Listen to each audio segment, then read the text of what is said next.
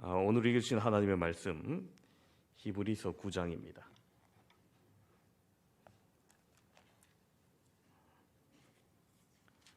히브리서 9장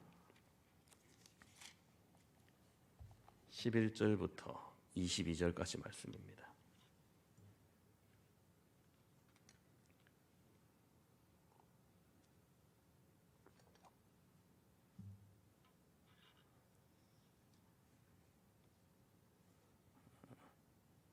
히브리서 9장 11절부터 22절까지.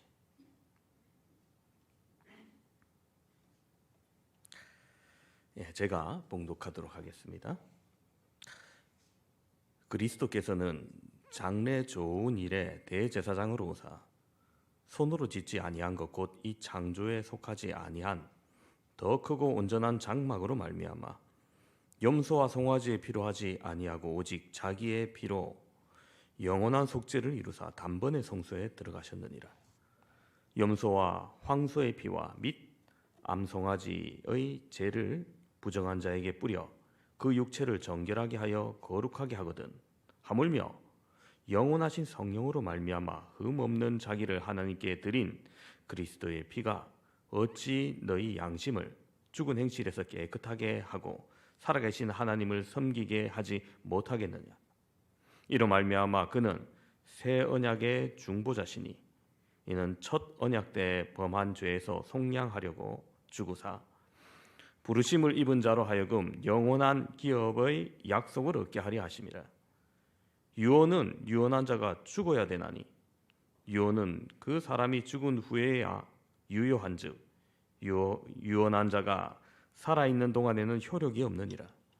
이러므로 첫 언약도 피 없이 세운 것이 아니니 모세가 율법대로 모든 계명을 온 백성에게 말한 후에 송아지와 염소의 피 및 물과 붉은 양털과 우슬초를 취하여 그 두루마리와 온 백성에게 뿌리며 이르되 이는 하나님이 너희에게 명하신 언약의 피라 하고 또한 이와 같이 피를 장막과 섬기는 일에 쓰는 모든 그릇에 뿌렸느니라. 율법을 따라 거의 모든 물건이 피로서 정결하게 되나니 피 흘림이 없은즉 사함이 없느니라. 아멘. 3월이 왔습니다. 오늘 아침에 일어나서 기온을 보니까 아직 0도더라고요.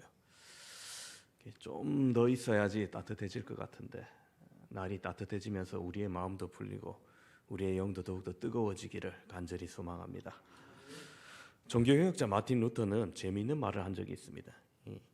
성경을 짜보면은 피가 흐른다 이렇게 얘기했어요. 여러분 참깨를 틀에 넣고 짜면은 참기름이 나오죠.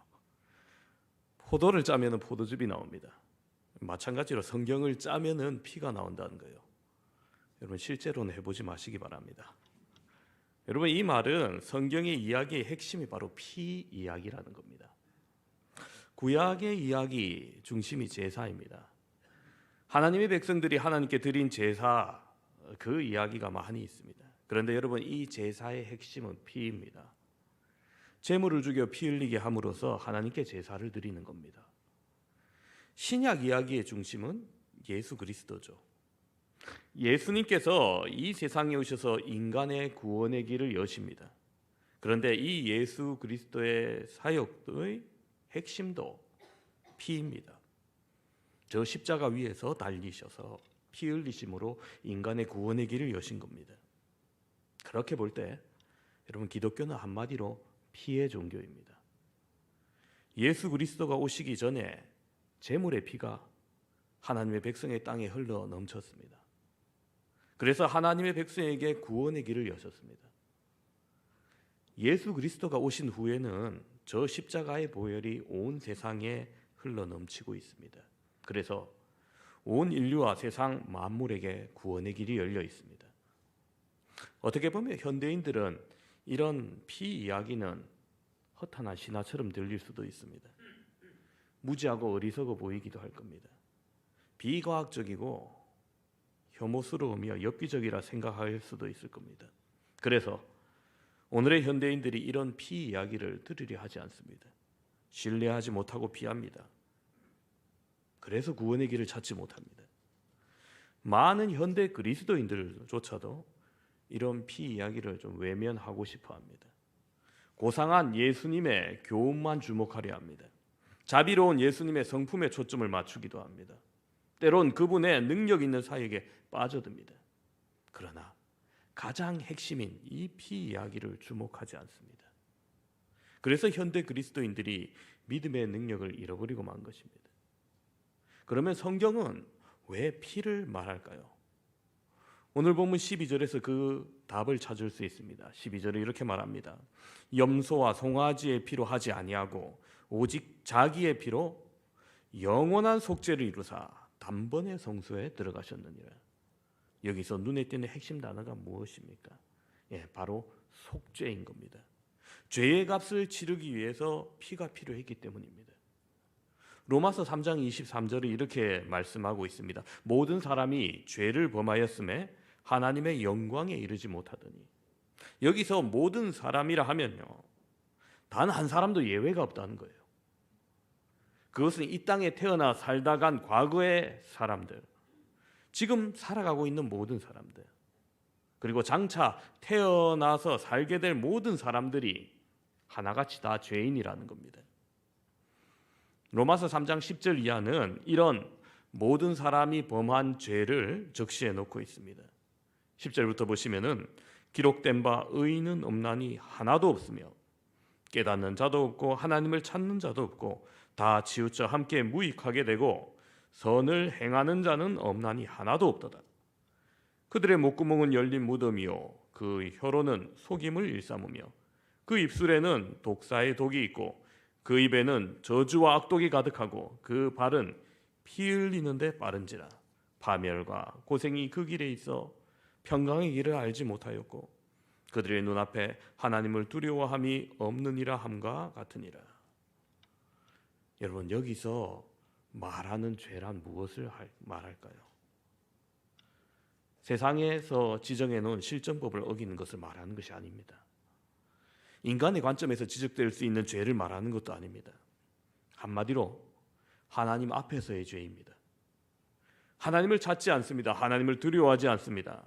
하나님의 말씀을 따르지 않고 제멋대로 살아갑니다. 그래서 인간은 하나님께서 보실 때 모두가 다 죄인인 겁니다.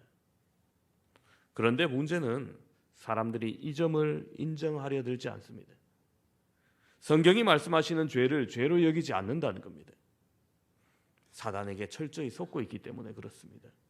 마치 에덴 동산에서 하와가 뱀에게 속아 하나님의 말씀을 외면하고 하나님께서 따먹으면 정령 죽으리라 했던 그 선악과를 따먹은 것처럼 이 땅의 사람들은 사단에 속아서 하나님의 존재를 부정하고 하나님의 말씀을 거역하고 있는 것입니다. 누가복음 5장에 보면 우리가 주목할 만한 이야기가 기록되어 있습니다. 예수님께서 갈릴리 바다에 복음을 전하실 때 이때 베드로를 만나십니다. 베드로에게 깊은 데 가서 그물을 내려 고기를 잡아라 말씀하시죠. 여러분, 깊은 데로 가려면 갈릴리 호수 가운데로, 한가운데로 가야 돼요. 이제 항구에 들어와서 집에 가려는데, 여러분, 직장에서 어떤 유형의 상사가 가장 싫습니까? 퇴근하려는데 일 잔뜩 주는 상사가 제일 싫죠. 여러분, 밤새도록 한 마리 고기도 잡지 못했던 베드로, 여러분, 갈릴리에 그럴 리가 없거든요. 항상 고기가 충만한데 그날따라 어떻게든지 한 마리도 못 잡았어요. 피곤한 몸으로 새벽에 가서 그물 씻고 집에 가려는데 예수님이 말씀하십니다. 깊은 데 가서 그물을 던지라. 집에 가야 되는데. 하지만 베드로는 그 말씀에 순종하여 깊은 데로 가서 그물을 던져 많은 고기를 잡게 됩니다. 근데 베드로의 반응이 재밌어요. 여러분은 어떠실 것 같습니까? 많은 물고기를 잡아서 감사합니다 할 만할 텐데 감사가 먼저 나오지 않습니다. 그날 조 대박 맞았습니다. 기뻐할 만한데 기쁨의 함성이나 웃음이 나오지 않습니다. 뭐라고 얘기합니까? 누가복음 5장 8절에 이렇게 기록합니다. 시몬 베드로가 이를 보고 예수의 무릎 앞에 엎드려 이르되 주여 나를 떠나소서 나는 죄인이로소이다 하니. 그렇습니다. 예수님 앞에 베드로는 놀라운 발견을 한 것입니다. 새삼스럽게 자신이 죄인이라는 사실을 깨닫게 된 겁니다. 그렇다고 베드로가 원래 지명수배자나 남다른 죄인이 아닙니다. 여전히 그는 세상을 선량하게 살아가고 있던 착한 한 사람이었고 어부였습니다. 그러나 주님 앞에 서니까 자신이 죄인이라는 사실을 깨닫게 된 겁니다. 그렇습니다, 여러분. 사람들 앞에서는 여전히 의인일 수 있습니다. 세상에서는 법 없이 살만한 선한 사람일 수 있습니다. 그러나 하나님 앞에 서 보면은 상황이 달라집니다. 내가 얼마나 큰 죄인인지 깨닫게 되는 거예요. 사랑하는 성도 여러분, 우리가 하나님 앞에서 얼마나 큰 죄인인지 깨달을 수 있기를 소망합니다. 사도 바울은 하나님 앞에 서면 설수록 자기의 죄를 더욱더 깊이 깨닫게 됩니다. 내가 다른 사도보다 조금도 부족함이 없는 줄 아노라 했다가 세월이 지나서 사도 중에 지극히 작은 사도라 했다가 나중에 더욱더 하나님 앞에 서서 스스로 죄인 중에 괴수라고 고백합니다. 여러분, 우리가 하나님 앞에서 정말 뜨거운 죄의 고백을 드릴 수 있기를 바랍니다. 하나님께서 이렇게 죄를 깨닫는 사람에게 그 죄를 씻을 수 있는 길을 열어주십니다. 본문 20절을 보면은 이는 하나님이 너희에게 명하신 언약의 피라 말씀하십니다. 22절에도 보면 피 흘림이 없은즉 사함이 없느니라고 말씀해 주셨습니다. 하나님 앞에서 자기 죄를 깨닫고 속죄의 제사를 드리는 자를 용서해 주시겠다는 약속을 하신 말씀입니다. 근데 제물 대신 죽여 피 흘리게 함으로 속죄할 수 있게 해주셨다는 거예요. 근데 여기 놀라운 말씀이 기록되어 있습니다. 오늘 본문 12절은 염소와 송아지의 피로 하지 아니하고 오직 자기의 피로 영원한 속죄를 이루사 단번에 성소에 들어가셨느니라고 예수님의 십자가에서 달린 그 피를 이렇게 말하는 겁니다. 우리가 죄를 지을 때마다 계속해서 드려야 되는 속죄의 제사를 예수님은 그 피로 단번에 완성하셨다는 겁니다. 이제는 예수 그리스도께서 주님의 피로 속죄에 필요한 모든 피를 대신할 수 있는 길을 열어주셨다는 거예요. 이제 우리가 예배드릴 때 죄를 고백하고 그리스도의 피로 사함을 받음을 믿고 고백하면 더 이상 실제적인 피 흘림이 필요치 않게 되는 겁니다. 그래서 우리는 예수 그리스도의 피를 보배로운 피, 곧 보혈이라고 부르는 겁니다. 그 보혈로 우리가 죄 사함을 받을 수 있는 길이 열리게 된 겁니다. 이 보혈에 감사해야겠습니다. 이 보혈에, 이 은혜에 감사해야겠습니다. 그럼 여러분, 보혈의 능력이 무엇이겠습니까?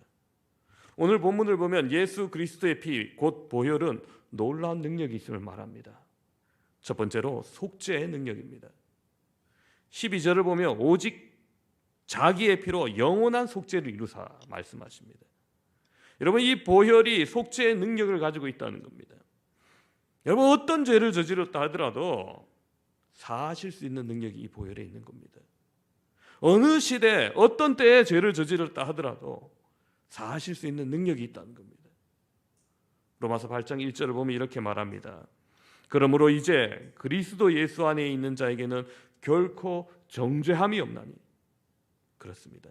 우리가 예수 그리스도의 보혈의 능력으로 죄의 사함을 받았기 때문에 우리가 계속해서 죄인이라고 정죄하는 모든 세력으로부터 우리는 벗어나게 해주시겠다는 말입니다. 그래서 더 이상 죄책감이나 죄의식에 시달릴 필요가 없는 겁니다. 출애굽기 12장을 보면은 이스라엘 백성들이 처음 유월절을 지내는 이야기가 기록되어 있습니다. 이스라엘 백성들이 출애굽하기 전날 저녁에 어린 양을 잡아서 그 피를 자기 집 문설주에 발랐습니다. 그 밤 애굽의 장자가 다 죽는 재앙이 맙니다. 그런데 문설주에 피를 바른 집은 그 재앙이 넘어갑니다.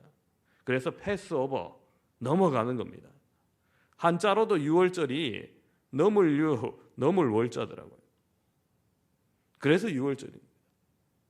그 피가 재앙을 넘어가게 한다는 겁니다. 보혈의 능력입니다. 우리 주님의 보혈이 이런 능력이 있는 것입니다. 우리가 예수님을 주로 믿으면 영적으로 그 피가 우리에게 적셔지는 거죠. 우리가 그 피에 노출이 되는 겁니다. 그러면서 심판의 세력이 우리를 넘어가게 되는 겁니다. 통과시키는 거예요. 사망의 권세가 있게 찾아와도 통과시키는 거예요. 그래서 우리가 온전히 구원을 받게 되는 겁니다. 여러분, 사람이 죄 짓고는 참 살 수 없는 말이 맞는 것 같아요. 한 번은 제가 운전을 하는데, 제가 운전할 때 옆에서 사람이 말을 하면은 가야 될 길을 가지 않고요, 평소에 다니던 길로 그냥 가거나 아니면 무조건 직진해요, 제가. 얘기하다 보면. 근데 하필이면 막 얘기하다가 이거 신호등이 바뀌어서 그 얼떨결에 그냥 지나가 버렸어요. 빨간불인데. 아유, 불행인지 다행인지 교통경찰이 없어요. 아유, 다행이구나 하고 넘어갔는데 다음 사거리에 교통경찰이 부르는 거예요. 아유, 걸렸나 싶어서 가슴이 철렁하는데 보니까 음주단속하는 거예요. 예. 어쨌든 뭐 음주단속도 안 걸렸지만은, 여러분, 그날 교통경찰만 보면 가슴이 철렁한 거예요. 근데 여러분, 만약에 신호 위반한 그때 바로 그 자리에서 교통경찰에 걸려 단속 스티커를 뗐다면 상황은 달라집니다. 어떻습니까? 기분은 나쁘겠죠. 오늘 일찍 왜 이러면서. 그런데 나중에 교통경찰을 봐도 가슴이 철렁 내려앉거나 가슴 뛰지는 않습니다. 왜 그렇습니까? 지은 죄값을 이미 치렀기 때문이에요. 그 죄에 대해서는 다시금 고민할 필요가 없는 겁니다. 예수 그리스도의 보혈이 그런 능력이 있는 겁니다. 우리가 하나님 앞에서 죄를 범했을 때 예수 그리스도의 보혈이 우리의 죄값을 다 치루어 주신 겁니다. 더 이상 그 죄 때문에 괴로워할 필요가 없는 거예요. 그 죄 때문에 더 이상 두려워할 필요도 없는 겁니다. 죄로부터 우리를 자유케 하십니다. 그래서 내일 주님이 온다 할지라도, 내일 세상 끝날이 온다 할지라도 두려워하지 않을 것은 우리가 그 보혈을 믿으면은 더 이상 우리에게 죄를 묻지 않기 때문인 겁니다. 사랑하는 성도 여러분, 예수 그리스도의 보혈의 능력으로 무거운 짐에서 벗어나시기를 바랍니다. 죄의식, 죄책감 다 털어버리시길 바랍니다. 두 번째로 보혈의 능력은 성결의 능력입니다. 오늘 본문 14절을 보면 이렇게 말합니다. 그리스도의 피가 어찌 너희 양심을 죽은 행사에서 깨끗하게 하고. 그렇습니다, 여러분. 그리스도의 보혈의 피가 우리 안에 남아있던 죄의 흔적들, 죄의 찌꺼기들, 죄가 채운 것들 다 깨끗하게 씻어버린다는 거예요. 아담과 하와가 에덴 동산에서 죄를 범한 이후에 보란 듯이 계속해서 죄가 우리 안에 들어왔습니다. 창세기를 계속 봐도 인간이 점점 나아지는 것이 아니라 인간이 점점 죄악에 빠져갑니다. 끝없는 고통 가운데 시달립니다. 바울 사도는 로마서 7장에서 죄가 우리 안에 왕처럼 지배하고 다스린다고 그렇게 표현합니다. 그래서 원하는 바 선은 행하지 아니하고 도리어 원치 않는 바 악을 행하게 된다고 단식합니다. 미국의 신학자 라우셴 부시는 죄가 우리 안에서 세 가지를 만들어낸다고 이렇게 정의합니다. 그래서 우리를 고통 가운데 몰아낸다. 죄가 우리 안에서 무엇을 만들어내냐? 첫 번째가 정욕입니다.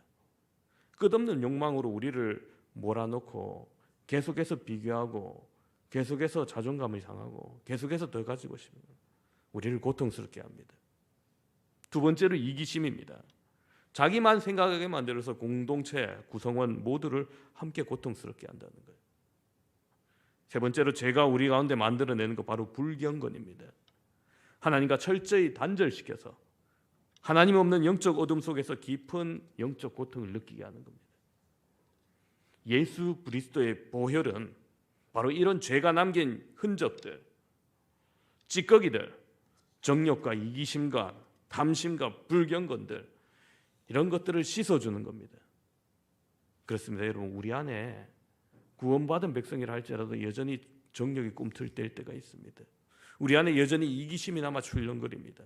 우리 안에 하나님을 떠나 저 세상의 향락으로 뛰어들고 싶은 불경건의 모습이 아직도 살아 있습니다. 이런 것들이 계속해서 우리로 하여금 더 큰 죄 속으로 빠져들게 합니다. 어떻게 해야 됩니까? 여러분, 우리나라 헌법에는 5가지 기본 자유권이 있습니다. 양심의 자유, 종교의 자유, 언론 출판의 자유, 집회 결사의 자유, 학문의 자유, 학문 예술의 자유. 어떤 분들은 뭐 데모하는 거 보고 아유, 저 집회 자유 없애야 되는데 그거 없애면 나름대로 곤란함이 다 일어나는 겁니다. 다 필요한 거예요. 그런데 여기에 더해서 그리스도 예수 안에 있는 자유, 바로 죄로부터의 자유가 우리에게 주어지는 겁니다. 이 죄로부터의 자유는 보혈의 능력으로만 얻을 수 있는 것입니다. 그렇기 때문에 보혈의 능력이 우리 안에 남아있는 이 죄의 찌꺼기들, 정욕과 이기심과 불경건을 깨끗하게 씻어서 성결로 이루어갈 때 비로소 우리가 죄로부터 온전한 자유를 누리게 되는 것입니다. 죄를 짓고 복수심에 불타오르던 사람이 예수님의 보혈을 만났을 때 그 복수심으로부터 자유하게 되는 거죠. 부모로부터 어렸을 때부터 학대받았던 자가 성인이 되어서도 여전히 용서하지 않던 그 마음, 보혈을 만났을 때 용서가 되고 자유함을 누리는 겁니다. 자신을 학대하고 스스로 끝없이 원망하던 자가 보혈의 능력으로 치유함을 받을 때 그 어리석음의 늪에서 자유함을 얻게 되는 것입니다. 사랑하는 성도 여러분, 그리스도의 보혈의 능력으로 참된 성결을 얻어 죄로부터 온전한 자유를 누리시기를 바랍니다. 세 번째로 보혈의 능력은 헌신의 능력입니다. 오늘 보면 21절을 보면 이렇게 말합니다. 또한 이와 같이 피를 장막과 섬기는 일에 쓰는 모든 그릇에 뿌리느니라. 여러분, 이 말씀은 구약의 성결법과 관련이 있습니다. 레위기 8장을 보시면 모세가 시내산에서 언약을 받고 그 언약대로 하나님이 만들라 한 성막을 짓습니다. 그리고 성막을 봉헌한 후에 모세는 아론과 그 아론의 아들들, 제사장들로 피와 기름으로 거룩하게 성결하게 하고 또한 장막과 그에 필요한 모든 기구를 기름을 발라 거룩하게 구별했던 겁니다. 그처럼 하나님을 위해 쓰임받는 사람들, 또 그릇들 피를 뿌려서 구별합니다. 그 사람들, 그 그릇들은 이제 다른 곳에는 사용할 수 없습니다. 오직 주의 전에서 주를 위해서 온전히 헌신케 하는 겁니다. 그 피가 그들을 구별한 겁니다. 오늘 우리 그리스도인의 심령 속에 주님의 보혈의 피가 뿌려졌습니다. 우리는 이 세상 사람들과 이제는 구별된 사람들입니다. 주를 위해 헌신해야 될 사람들이기 때문입니다. 그렇다고 전부 다 목사가 되고 선교사가 되고 전도사가 되라는 얘기가 아닙니다. 여러분의 각자의 자리에서 주를 위한 헌신의 삶으로 살아가라는 겁니다. 주를 위한 헌신은 세상에서 사회적 자원봉사와는 질적으로 차원이 다릅니다. 세상에서 봉사가 이웃을 위해 사랑을 베푼다고 해도 자기 사랑을 뛰어넘기 어렵습니다.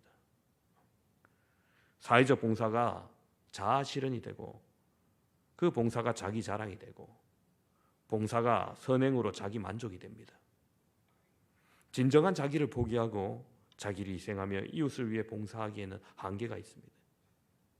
그러나 주를 위한 헌신은 주님께서 나를 위해 십자가에서 보혈을 흘려주신 그 사랑에 감격하여 주님처럼 자기를 희생하고 자기를 부인하고 온전한 헌신을 할 수 있게 되는 것입니다. 오늘날 수많은 교회에 수많은 봉사자들이 있습니다. 그 중에는 보혈의 피를 뿌려 구별된 사람이 있는가 하면 그렇지 못한 사람들도 있을 겁니다. 주님의 필요보다는 자기 필요를 따라 봉사하는 사람들도 있을 것입니다. 자기 희생보다는 자기 자랑으로 봉사하는 사람도 있을 겁니다. 주님께서 원하시는 것보다는 자기가 원하는 것을 얻으려고 봉사하는 사람들도 있을 것입니다. 그러나 진정한 헌신은 나를 자랑하는 것도 아닌, 나의 필요를 채워주는 것도 아닌, 나를 드러내는 것도 아닌 것입니다. 나를 구별하여서 나에게 영생 주신 그 사랑에 감격하고 그 은혜로 살기로 다짐하는 사람들이 걸어가는 영광스러운 길인 것입니다. 여러분의 심령에 이 보혈의 피가 뿌려지길 소망합니다. 이 보혈의 능력이 온전히 여러분의 헌신을 이룰 수 있기를 바랍니다. 그래서 비록 내가 원치 않더라도 주님께서 기뻐하시는 것, 주님께서 원하시는 것을 온전히 순종할 수 있게 되기를 바랍니다. 오늘 말씀을 정리합니다. 함께 예배드리는 사랑하는 성도 여러분, 오늘날 수많은 사람들이 자신의 능력을 과시하길 원합니다. 수많은 명품으로 자신의 재력을 과시하고 아름다운 외모로 육신을 과시하고 수많은 인맥을 과시하고 자신의 지식을 과시하고 살아갑니다. 하지만 우리는 보혈의 능력을 자랑하며 살기를 바랍니다. 보혈의 능력을 드러내며 사시기를 바랍니다. 보혈의 능력은 첫 번째로 속죄의 능력이었습니다. 우리의 어떠한 죄악도 언제 어느 시기에 지었던 죄도 이 보혈로 용서함을 받고 해결함을 받는 능력입니다. 두 번째로 성결의 능력입니다. 죄로부터 오염된 우리의 모든 것들, 이기심, 탐욕, 불경건, 그 모든 것들로부터 자유함을 얻게 하는 능력입니다. 세 번째로 보혈의 능력은 헌신의 능력입니다. 우리로 하여금 이제는 보혈로 구별된 자로 천국 백성으로 살아가게, 헌신자로 살아가게 하는 힘이 되십니다.